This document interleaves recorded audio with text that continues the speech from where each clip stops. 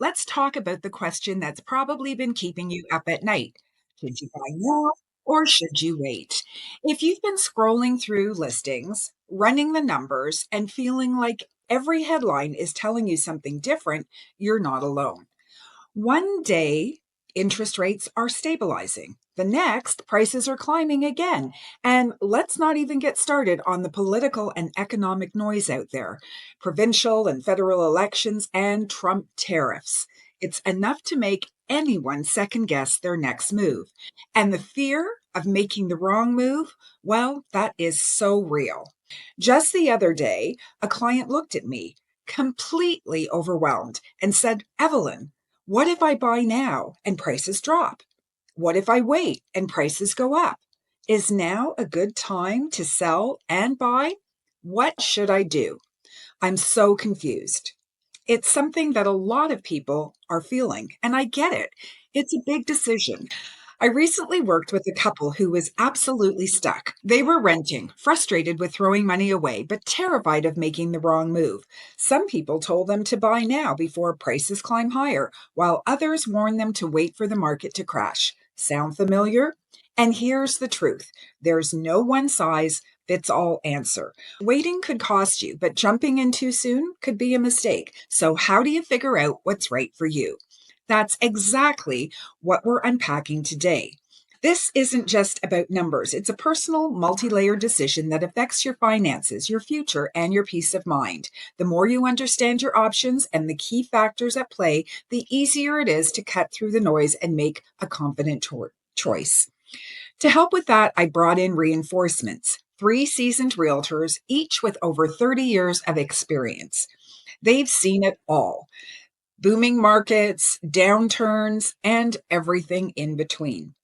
And through it all, they've helped hundreds of their buyers and sellers make the right moves based on their unique situations. And here's the best part. While we don't always agree, we do bring decades of real hands on experience and knowledge to the table. So today we're laying it all out. If you've been feeling stuck, wondering if now is the right time, this episode is for you. And hey, if you know someone who is just as confused, call them to listen in or share this episode and help a friend out. Okay, let me introduce my guest for today. We have my good friends and colleagues, Ruth Valentine from Remax Realty Specialists, serving the Brampton and surrounding area, and Craig and Colleen Bush from Remax Escarpment in the Niagara Hamilton region. Good morning.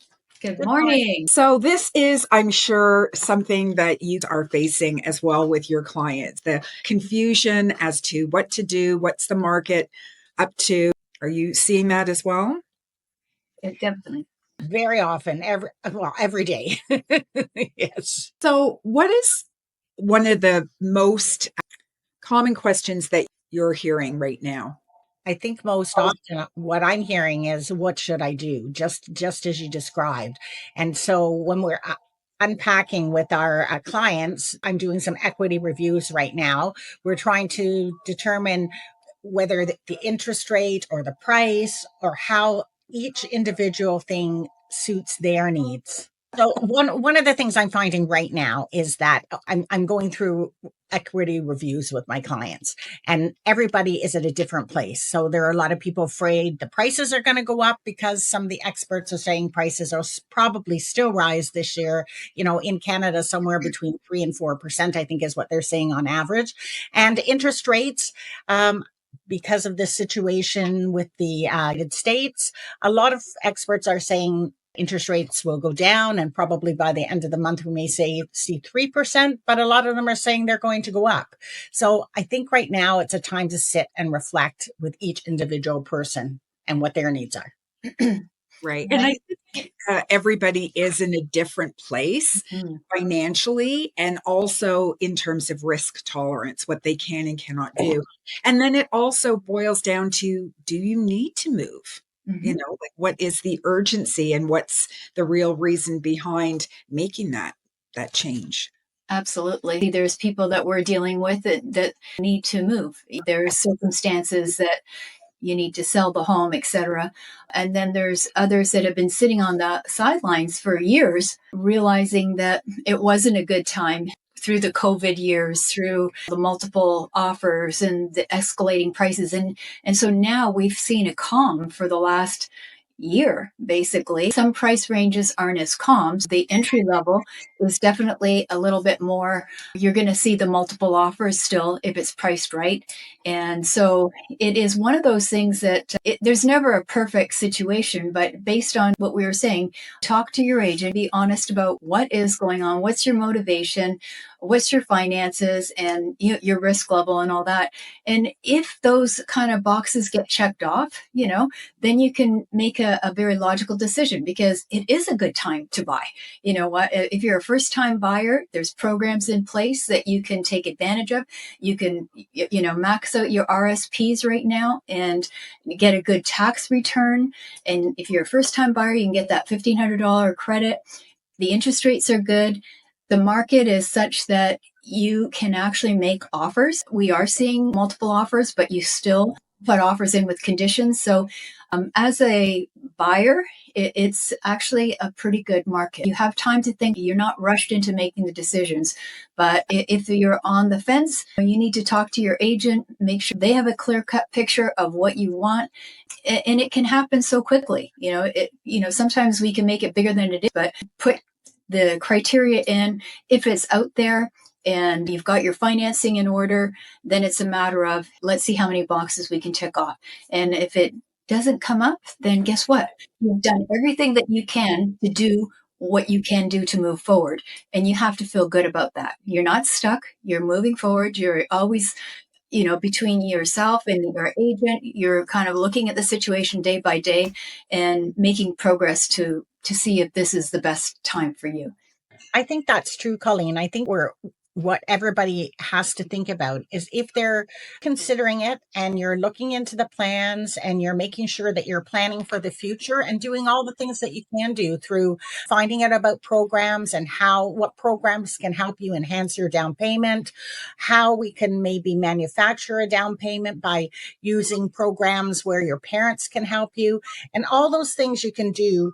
Maybe you can't buy today, but maybe next year, that might be the right time for you. So at any point, as long as you're moving forward, you're moving towards home ownership. Yes. And I think what you said, Colleen, is true. It's really determining what your situation is financially. If your job is stable, if you've got that good income, you've got a decent down payment, and you can afford those monthly payments without it being over your head, then now is a great time to get into the market, because, as you said, there's choice. And we're seeing prices that we haven't seen in a long time.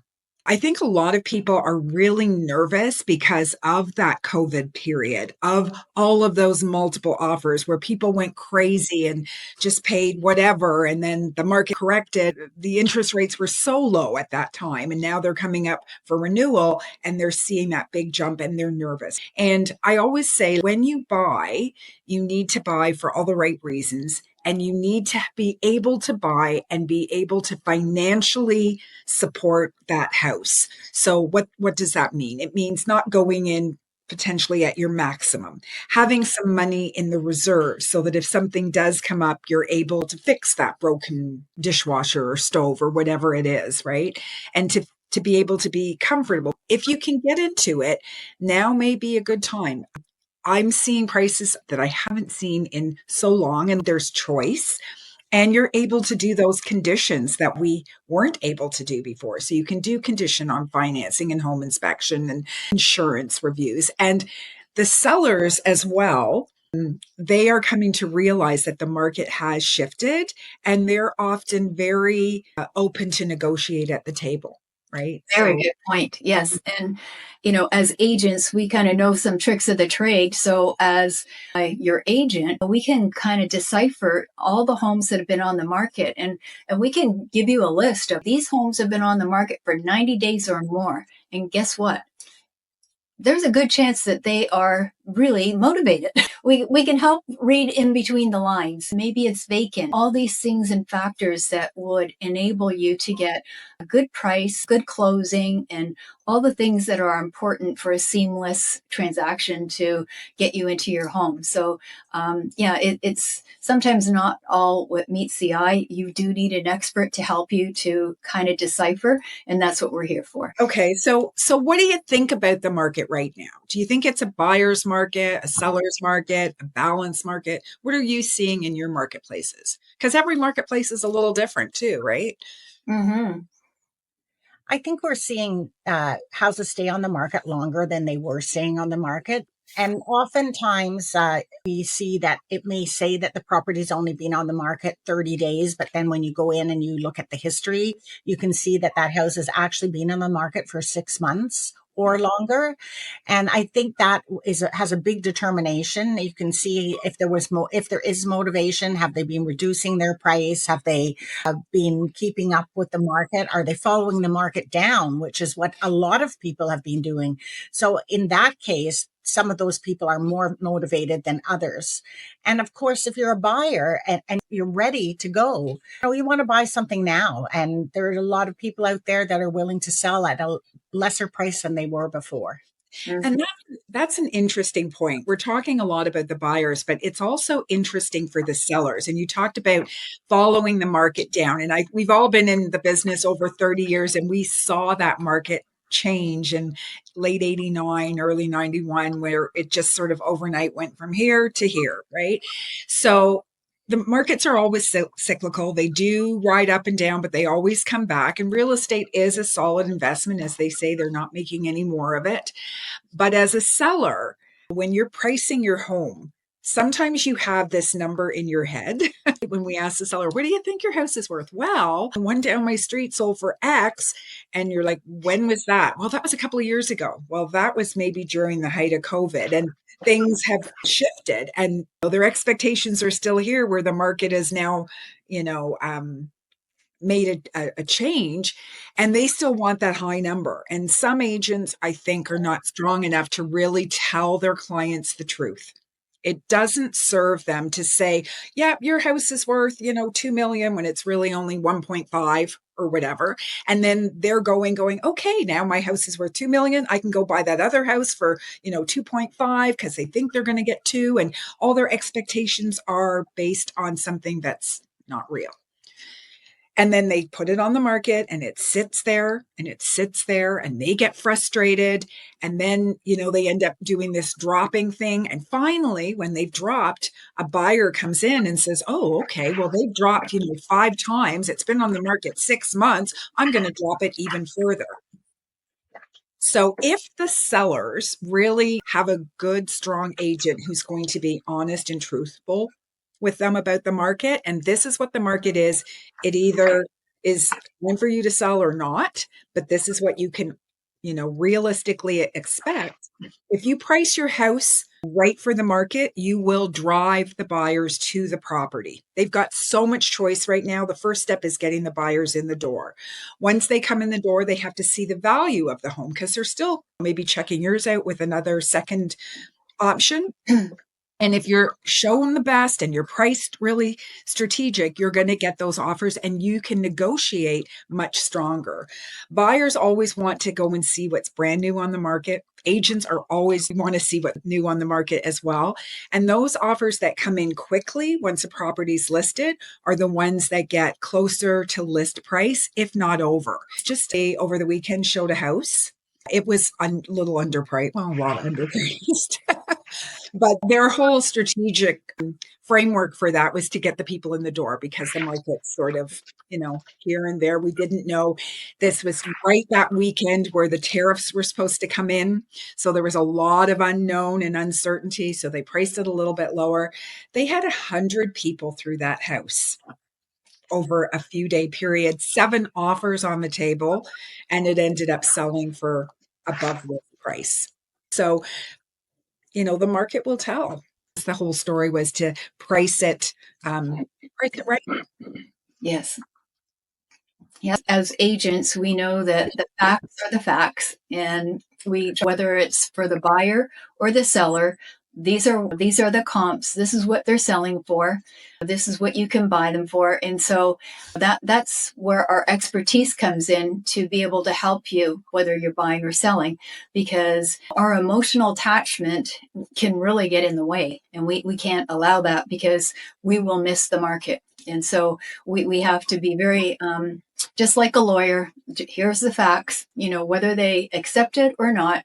And usually when the home has been on the market for 90 days, they haven't accepted the facts because we've missed the market. Because as Evelyn said, what, people are looking every day. Those buyers that are hungry, they see your listing come in, they're looking at it, comparing it, and they're going to come look at your house, and they've already looked at everything else. So if your house is priced right, guess what? You got an offer coming in. Right. And I was a little taken back by that number when the agent said they had 100 people between showings and open houses, because, like I said, it was just this weekend where the tariffs were supposed to come in. I think a lot And of it was a wild weekend weather-wise. yes, it was too. And, to have that many people through shows you that there are people that are looking. Some of those people might have been, just kind of kicking the tire, wanting to know what it was. But in that group, there were obviously people that were serious buyers. So it doesn't matter what the market's doing. It doesn't matter what the weather is doing. There's always, serious buyers and serious sellers out there. So in terms of buyers who are kind of sitting on the fence going, should I buy? Shouldn't I buy? What's interest rates doing? What's going to happen with these tariffs? It is a lot of uncertainty. As we are guiding our clients through the process, what are some of the things buyers specifically should consider before pulling the trigger on making that home purchase? So we talked about seeing what your motivation is, but what are some of the other things that they should look at? I think it's important that buyers also have a clear picture in their head of what they want. And sometimes that might be more adjusting what they thought they were going to get to what they're going to get now. And although the prices have come down from the very, very high point, they are still a lot higher than they've been in the past. And so maybe if you don't look at having a detached house now, maybe you're looking at a townhouse instead of something different. Maybe there's a ton of condos. Like, condos is a really good area if you're struggling to get into the market and you really want to buy something. A condo is a great place for you to start right now, because they really have come down a lot, and there's a lot to choose from. So that might be an option that they didn't consider before, because they were thinking, oh, I think I want something that's freehold or something that's detached. And now it might be a good time for them to sort of pivot, get into the market now, so that as we are having the appreciation, they're gaining that appreciation. Right. And I think another one is to look at how much money have you been able to save for a down payment. You can buy with as little as 5% down, but you've got to keep in mind that if you're only putting 5% down, you've got to pay an insurance on it. You also have to have a big enough income to be able to support the resulting larger mortgage that you're going to need. So you want to look at those numbers. How much have you saved? What other sources can you pull from? Do you have RRSPs? Do you have TSFAs? Do you have a nice family member who could gift you some money or co-sign for you? Look at where your down payment's coming from. And then always, I think, is to make sure that your credit's good. So don't go out and have, first of all, a lot of credit pulls. Don't have a lot of credit cards where you've got, more than 70% of the credit that you're allotted used. So they like to see those numbers under 70%. And make sure that you're paying every month your credit card. So even if it's the minimum, pay the minimum. Obviously, it's better if what you put on your credit card you can pay off, but make sure that your credit is in good standing, and know what your credit is. So if you don't know what your credit is, you can pull it through Equifax for free, and it doesn't ding your credit score. So see where you're at. See if you need to do anything to improve that credit score. Take advantage of the programs that are available, especially if you're a first-time buyer. Mhm. And if you're not a first-time buyer, there's other programs as well. So there's things like you can buy a house and you can borrow money to fix the house or to put in a secondary suite in the house to then be able to rent that property out to get some income to help pay for the mortgage. So there's lots of creative ways that you can, move forward in the purchase. Mhm. Anything And else? that's great because just as you mentioned that RBC, they will lend you money for like an in-law setup. Even if it's not rented, they will take that income into consideration for what you would qualify for. So shopping around in different banks, even secondary lenders, some of them are doing 40-year amortizations and all kinds of different things. Check your bank, check credit union or just a broker and see what's available. And there are programs available, and then just even start your own little spreadsheet. But you have some time now. Spring's coming. March is just around the corner, and typically there usually more homes will come on the market, so you will get a little bit more selection. Do your homework now before it gets too heated up. It's all about taking those little steps. And I think we all have to remind ourselves that it doesn't have to be perfect. It's not a failure. We're not failing if we missed the boat, we didn't get that program. Just keep on asking the questions. We're here as your advocates and to be able to help you. So ask the questions, move forward, and we're here to help you each step of the way. Colleen, I think something that you said there really struck me too. When you said, you can look at a different type of mortgages. And I think sometimes a mortgage that's underutilized is the Improvement Plus mortgage. Mm. And that's where you can actually buy something that needs to be fixed up, and the bank will actually give you the mortgage based on the end value, not on the value now. And then there are rules, of course, on how you go about renovating the home, but it would allow you to buy something that maybe was less money that had the potential to be fixed up and be worth more in the future. So I think that's something else that you could look at. Mm-hmm. And what a better way to buy a home and be able to use the money to fix it up the way you want. Like, we know from past experiences, you put new flooring and a new coat of paint on a house, and you have improved it by like 70%, So something simple like a home improvement, it really, maybe you wanted the new home, but hey, this is even better. You don't have to go through all the construction and the mud and everything like that. You're doing it custom to what you want. So great.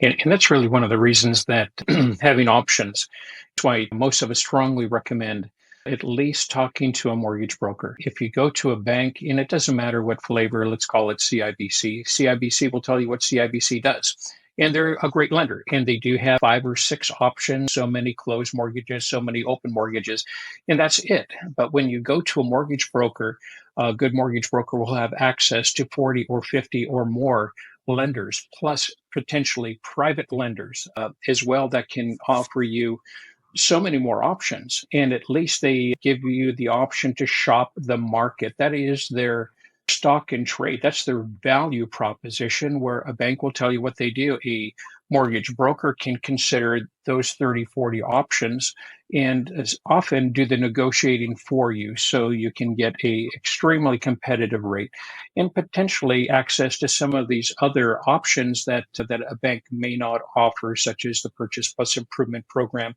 or things that might better suit somebody who's self-employed because of their employment status, that type of thing. Equity mortgages, for investors, things like that as well. So there's a lot of different options, but it's having the confidence to know that it's been shopped. None of us are mortgage experts in that sense, but somebody who deals with that has a far better chance with more options to be able to help you make the very best decision and give you the confidence to know that it's been looked at professionally. Mm. And I think one thing that buyers often forget is they think, I'm going to go to this mortgage person and this mortgage person and this mortgage person. And what they don't realize is that each of those mortgage people are pulling your credit. And when you've got all those credit pulls, it does ding on your credit score. If you go to one mortgage broker, they're going to pull your credit once. They'll know where you are, and they'll know which bank or which financial institution, whatever it is, will be the best fit and where you're more apt to get approved. Keep in mind, it's not just the rate that's important. Mhm.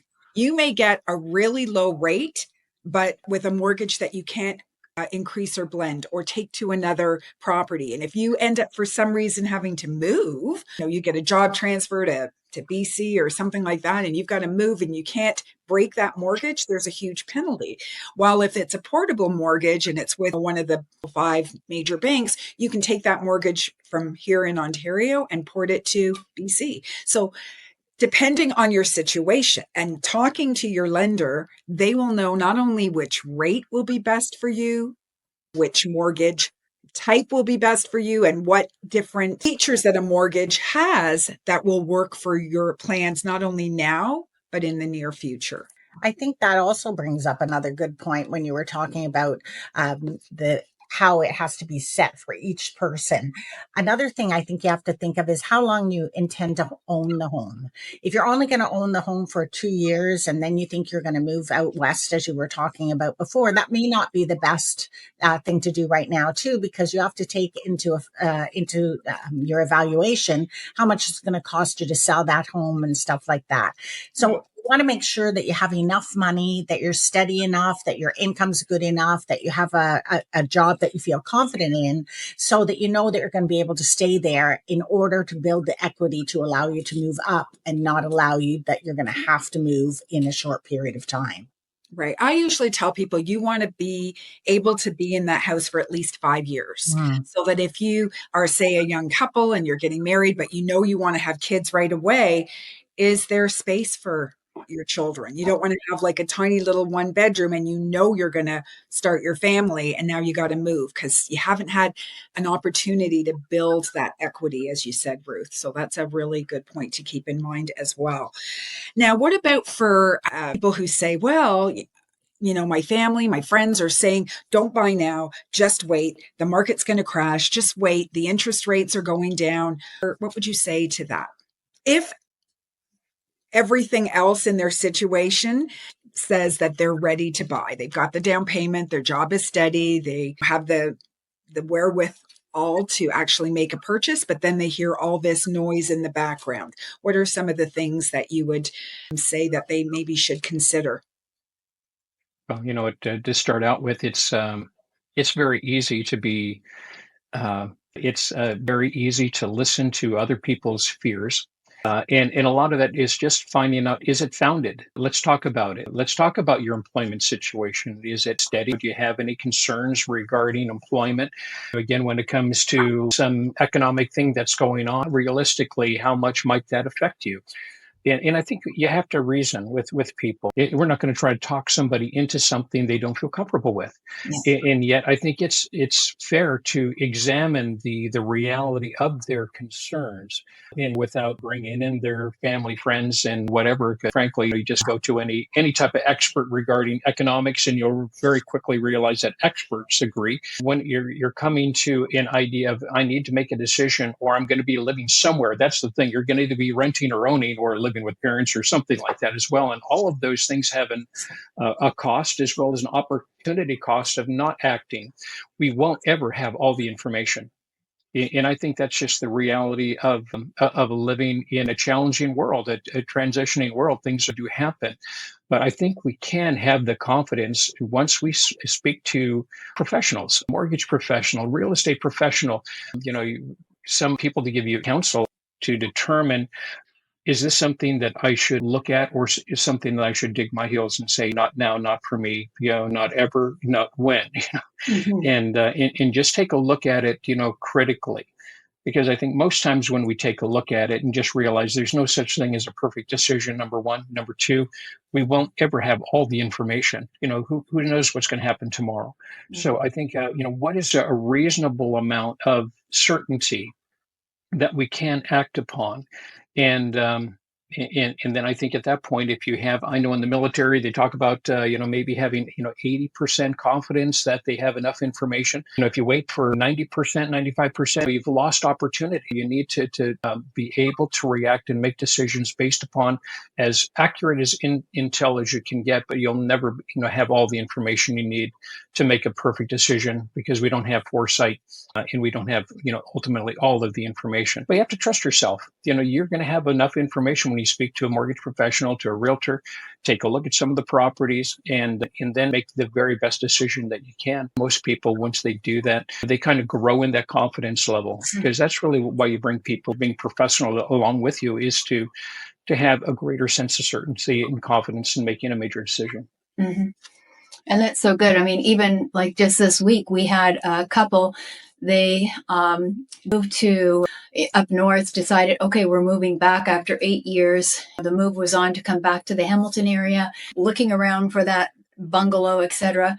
Well, then they got a health diagnosis that said, okay, it's, pause. And so we don't know what's going to happen, but they did everything that they could to move forward. We're going to go back to the community. We're going to go back where, everything logistically is easy to get to, et cetera, et cetera.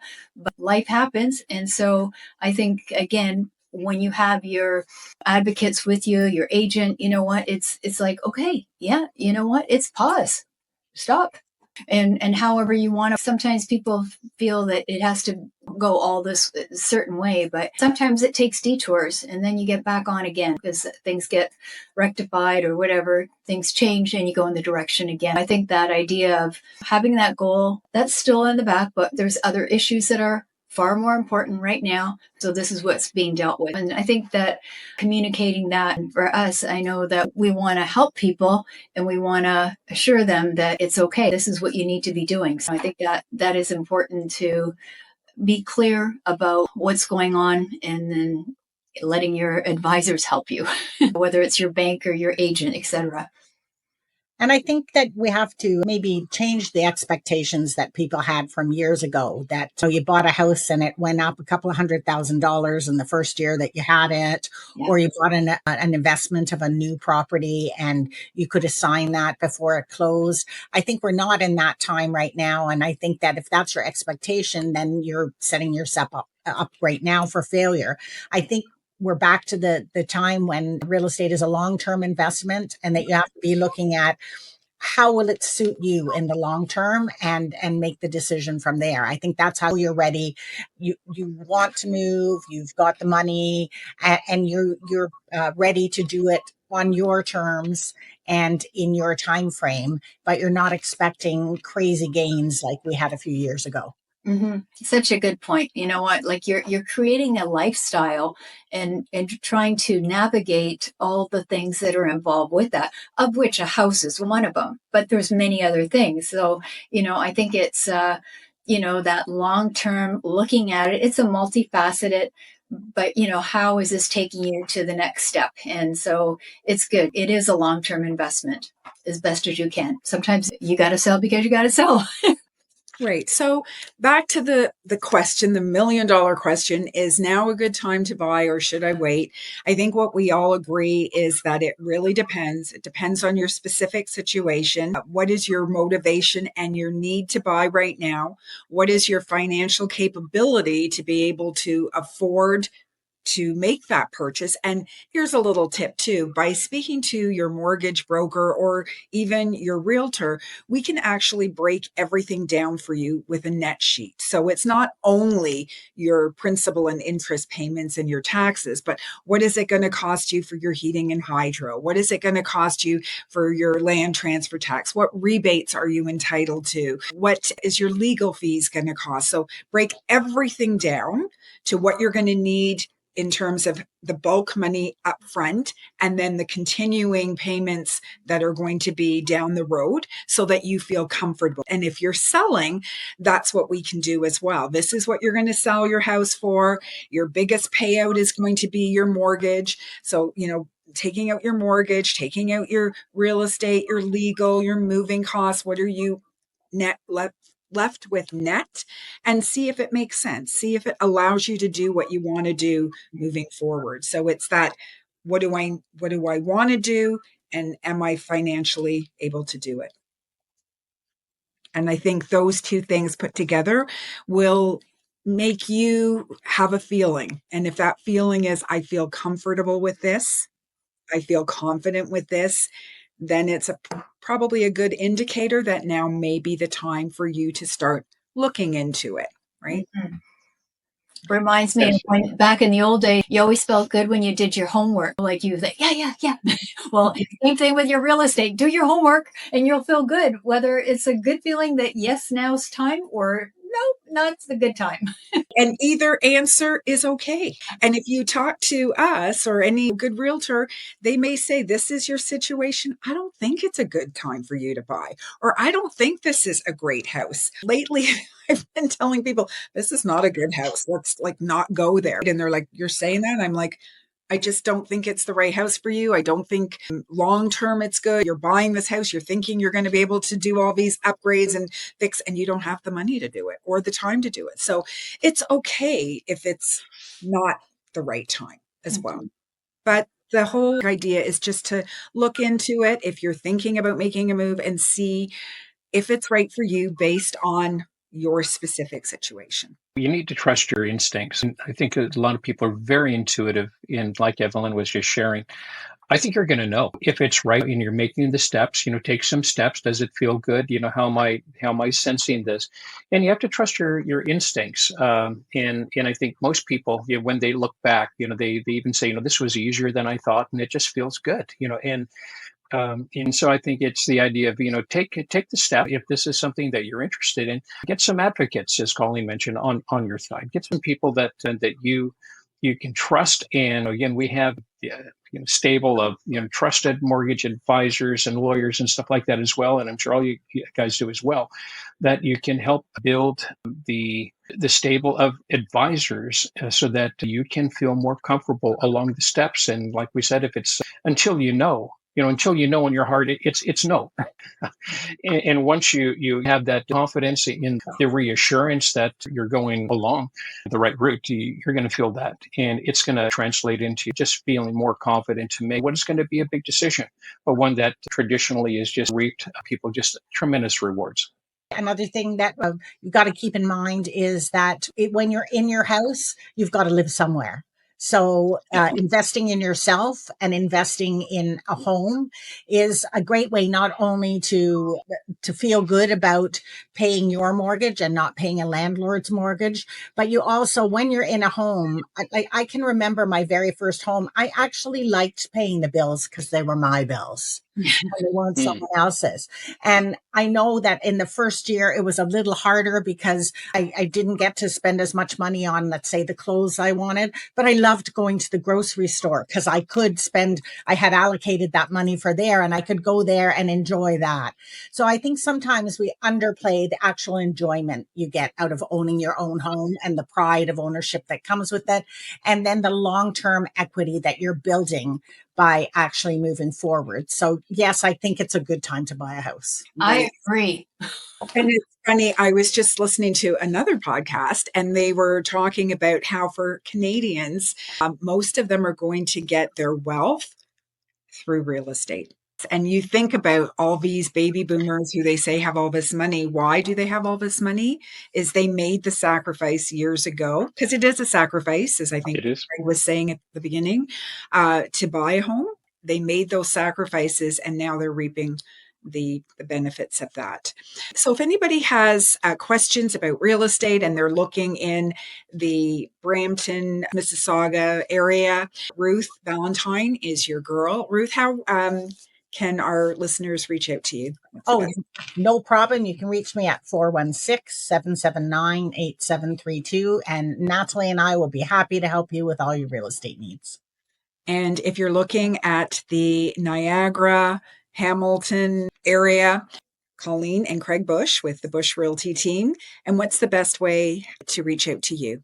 Best number is to call me direct at 905-308-1877 or text. And if you're looking for the Caledon, Erin, Orangeville area, I'd be happy to help. And my number is 905-965-5902.